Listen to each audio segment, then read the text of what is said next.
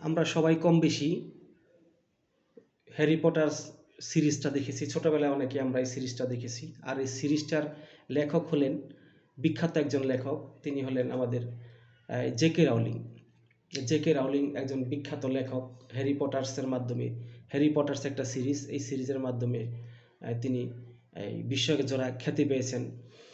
2008 সনের হার্ভার্ড বিশ্ববিদ্যালয়ের, যুক্তরাষ্ট্রের হার্ভার্ড বিশ্ববিদ্যালয়ে তিনি একটা সমাবর্তন অনুষ্ঠানে তিনি বক্তৃতা রেখেছিলেন এবং সেই বক্তৃতায় তিনি বলেছেন, একজন ব্যক্তিকে অর্থাৎ একজন উদ্যোক্তাকে সফল হতে হলে তার প্রবল পরিমাণে ইচ্ছা থাকতে হবে।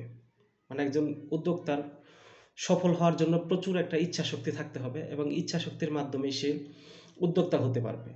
আর তিনি উক্ত সমাবর্তনে আরেকটা কথা বলেছেন যে কল্পনা শক্তি যার প্রবল তার সফল হওয়া সময়ের ব্যাপার মাত্র।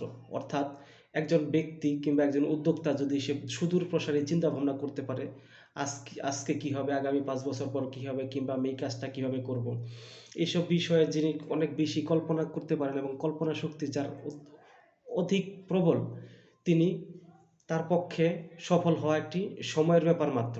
অর্থাৎ সে যদি লেগে থাকেন, উক্ত কল্পনা শক্তি অনুযায়ী সে কাজ করেন, তাহলে তার সফল হওয়ার জন্য শুধুমাত্র একটা সময়ের প্রয়োজন। অর্থাৎ সে ধৈর্য ধরে লেগে থাকতে হবে এবং একটা নির্দিষ্ট সময় পর সে অবশ্যই সফল হবে।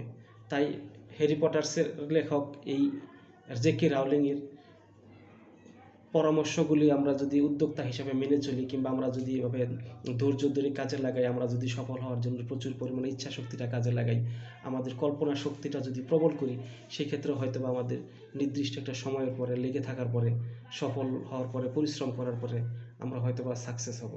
ধন্যবাদ সবাইকে, ভালো থাকবেন।